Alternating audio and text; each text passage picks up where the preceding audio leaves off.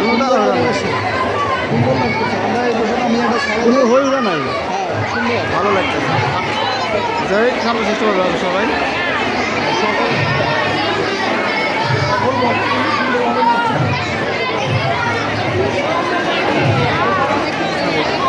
আমার এলাকা আমার আইডি তো আমার